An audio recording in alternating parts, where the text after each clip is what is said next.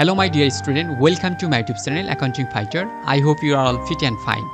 So dear student, আজকে আমি আলোচনা করতে চলেছি অ্যাকাউন্টিং ডিপার্টমেন্টের সেকেন্ড ইয়ারের বুক লিস্ট নিয়ে। আমি এই ভিডিওর মাধ্যমে এমন কিছু তথ্য তোমাদের সাথে শেয়ার করব যেই তথ্যগুলো কেউ আগে কখনো শেয়ার করে নাই। সো আজকে আমি আলোচনা করব যে মোট কতটি বিষয় সেকেন্ড ইয়ারে পড়তে হয়। সো তোমরা জেনে রেখো সেকেন্ড ইয়ারে মোট 60টি বিষয় পড়তে হবে এবং একটি বিষয় সেটা কমন থাকবে 4টি ডিপার্টমেন্টের জন্য। সেই 4টি ডিপার্টমেন্টে হচ্ছে accounting department, marketing department, management department এবং হচ্ছে ফিনান্স ডিপার্টমেন্টের জন্য। এবং কোন বিষয়গুলো রয়েছে যেগুলোতে ম্যাথ রয়েছে, এখানে আমি সব বিষয়গুলো আলোচনা করব যেগুলো বিষয়ে ম্যাথ রয়েছে এবং আরও আলোচনা করব যেই বিষয়গুলো তোমাদের প্রাইভেট পড়তে হবে। কেন প্রাইভেট পড়বা এবং কেন প্রাইভেট পড়বা না। দেখো, যদি তুমি ভালো রেজাল্ট করতে চাও অবশ্যই তোমাকে একটা প্রাইভেট পড়তে হবে, আর যদি ভালো রেজাল্ট না করতে চাও বা কোনো রকমে পাস করতে চাও তাহলে প্রাইভেট না পড়লেও চলবে। সো আমরা যেহেতু সবাই ভালো রেজাল্ট করতে চাই তাহলে অবশ্যই আমাদের প্রাইভেট পড়তে হবে। সো কোন বিষয়গুলো প্রাইভেট পড়বো সেগুলো আমি পরবর্তীতে আলোচনা করছি। সো ফিরছি একটি ইন্টার পর।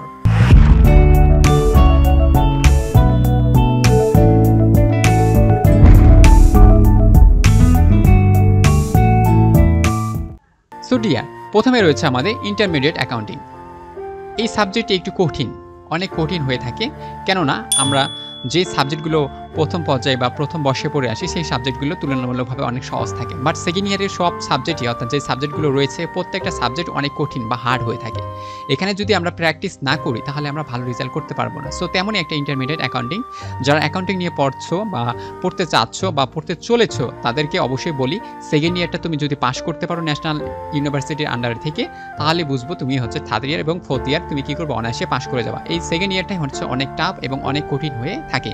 সো তোমরা কোনো সাবজেক্টকে কী করবা না, অনেক ইজি করে নিবা না, সহজ করে নিবা না, কারণ প্রত্যেকটা সাবজেক্টই কঠিন। সো তোমাদের প্রত্যেকটা সাবজেক্টকে কী করতে হবে, খুবই গুরুত্বপূর্ণ সহকারে দেখতে হবে। তারপরে রয়েছে আমাদের বিজনেস ম্যাথ।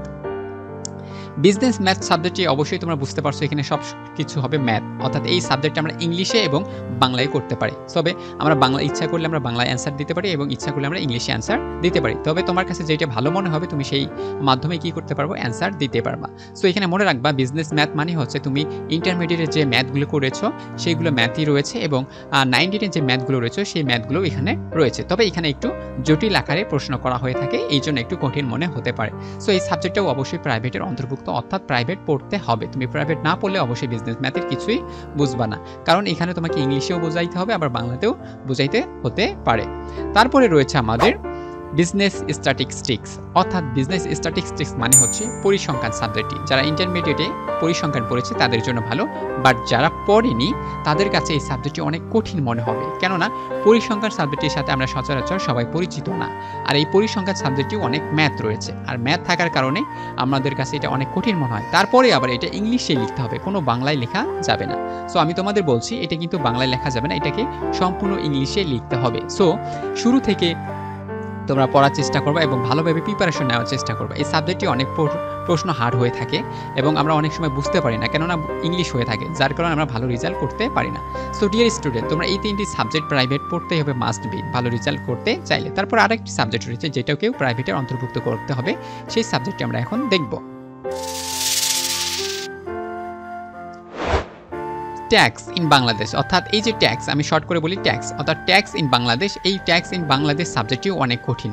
এখানে রয়েছে কর ভীতি, অর্থাৎ ট্যাক্স ইন বাংলাদেশ মানে হচ্ছে কর ভীতি। এই সাবজেক্টটি সেকেন্ড ইয়ারের সবচেয়ে সহজ এবং ভালোভাবে যদি প্রিপারেশন নাও তুমি এখানে A+ পাবা, আর এখানে A+ পেলে তুমি বাকি সাবজেক্টগুলোতে যদি A- বা A গ্রেড পাও তাহলে তুমি একটা ভালো রেজাল্ট জেনারেট করতে পারবা। সো এই ট্যাক্স ইন বাংলাদেশটা থেকে তোমাকে অনেক গুরুত্ব সহকারে দেখতে হবে এবং ভালোভাবে প্রিপারেশন নিতে হবে। খুব সহজ একটা সাবজেক্ট, কিন্তু প্রতি বছরে কিছু রুলস পরিবর্তন হয়। এই জন্য যখন তুমি বই কিনবা বা টেস্ট পেপার কিনবা তখন অবশ্যই তোমাকে কী করতে হবে, সেই থেকে আপডেট বই যেটা রয়েছে সেটাকে কিনতে হবে। সো তোমরা কোন প্রকাশনীর বই কিনলে ভালো হয় সেটা আমি বলি।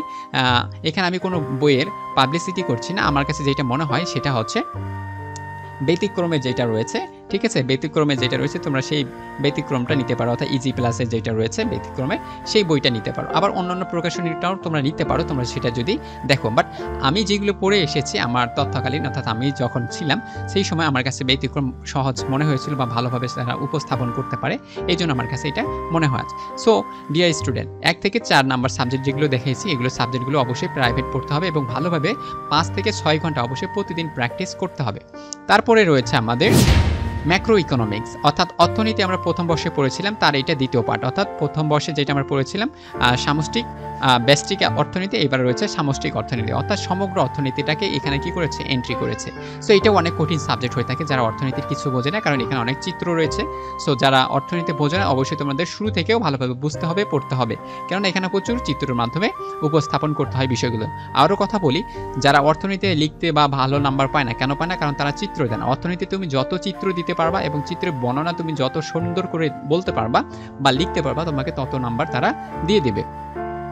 তারপরে আসো business communication and report writing. এটি হচ্ছে আমাদের ইংলিশ অনার্স লেভেলে যাদের প্রত্যেকটা কমন সাবজেক্ট রয়েছে, সেটা হচ্ছে সবাইকে ইংলিশ পড়তে হয়, বাট আমাদেরও ইংলিশ পড়তে হয়, কিন্তু সেই ইংলিশ আর ওই ইংলিশের সাথে মিলবে না। সো আমাদের এই ইংলিশটা হচ্ছে একটা আলাদা ইংলিশ, এটা হচ্ছে বিজনেস কমিউনিকেশন যারা করে তাদের কমিউনিকেশন করার জন্য একটা ইংলিশ থাকে, সেটা হচ্ছে বিজনেস কমিউনিকেশন ইংলিশ।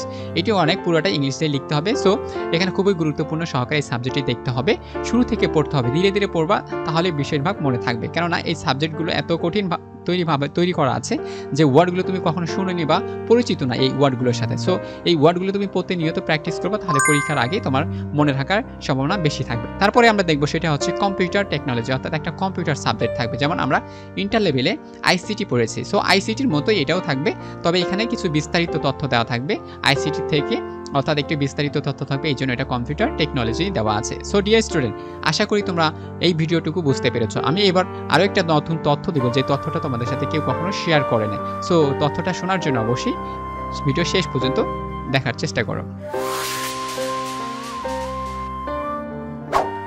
সো এই তথ্যটা হচ্ছে এমন তথ্য যেটা হচ্ছে আমাদের যেহেতু ডিপার্টমেন্ট 4টি রয়েছে, এই 4টি ডিপার্টমেন্টে এমন সময় হয় যে কেউ ফার্স্ট ইয়ারে আমাদের অ্যাকাউন্টিং ডিপার্টমেন্টে কোনো একটা বই পড়ছে, সেকেন্ড ইয়ারে কেউ পড়তেছে, কেউ থার্ড ইয়ারে পড়তেছে, অর্থাৎ এই 4টি ডিপার্টমেন্টে এমনভাবে তৈরি করা আছে, কেউ ফার্স্ট ইয়ারে যে সাবজেক্টটা পড়তেছে সেকেন্ড ইয়ারে সেই সাবজেক্ট পড়বে, আর আবার দেখা যাচ্ছে কেউ থার্ড ইয়ারে গিয়ে ওই সাবজেক্টটাই পড়বে। সো এই সাবজেক্ট একই হতে পারে, কিন্তু তাদের কোড নাম্বার কিন্তু আলাদা রয়েছে। সো কোড নাম্বার দেখে বই কেনার চেষ্টা করবে। সো আমি কম্পিউটার যেটা রয়েছে সাবজেক্টটি, তার কোড হচ্ছে 222501, ট্যাক্স যেটা রয়েছে সেটা হচ্ছে 222503, তারপর হচ্ছে 222505, তারপরে হচ্ছে 222507, এটা হচ্ছে বিজনেস ম্যাথমেটিক্স, তারপর হচ্ছে বিজনেস স্ট্যাটিক্সের কোড নাম্বার হচ্ছে 222509, ম্যাক্রো ইকোনমিক্সের কোড নাম্বার হচ্ছে 222511, তারপর হচ্ছে বিজনেস কমিউনিকেশনের কোড নাম্বার হচ্ছে 222530। এবার রয়েছে তোমাদের 700, অর্থাৎ 700 মোট অল টোটাল মার্ক, তারপরে রয়েছে তোমাদের ক্রেডিট হচ্ছে 28। সো তোমাদের ভালো রেজাল্ট করার জন্য অবশ্যই ক্রেডিট 28-এর ভিতরে তোমাকে অবশ্যই 24 পেতে হবে, এবং 700-এর মধ্যে অবশ্যই মোটামুটি 5.5 বা 600 যদি নাম্বার তুমি ক্যারি করতে পারো, অবশ্যই তোমাকে কি করতে হবে, ভালো রেজাল্ট করতে সহযোগিতা করবে। একবার আসো যে এখন তথ্যটা আমি কি দিতে চাচ্ছিলাম। সো আমি তথ্যটা এইটাই দিতে চাচ্ছিলাম যে সেকেন্ড ইয়ারে উঠে তোমাকে মোট কতটি বিষয় পাস করতে হবে। সেকেন্ড ইয়ারে উঠে তোমাকে অবশ্যই 3টি বিষয়ে পাস করতে হবে, ঠিক আছে? 3টি বিষয়ে তোমাকে পাস করতে হবে, তাহলে তুমি প্রমোশন পাবা, এবং তোমার জিপিএ থাকতে হবে 2.250, অর্থাৎ আড়াই জিপিএ থাকলে তোমাকে কি করতে হবে, প্রমোশন তারা দিয়ে দেবে। অবশ্যই সেখানে 3টি সাবজেক্ট পাস করতে হবে। সো আশা করি ডিয়ার ভিউয়ার্স তোমরা এই ভিডিওর মাধ্যমে উপকৃত হয়েছে। যদি ভিডিওটি ভালো লেগে থাকে অবশ্যই লাইক, কমেন্ট, শেয়ার করবে, এবং আমার চ্যানেলটি একটু সাবস্ক্রাইব করে আমাকে সহযোগিতা করো, যাতে করে আমি আরও ভালো ভালো ভিডিও তোমাদের জন্য তৈরি করতে পারি। Thank you very much.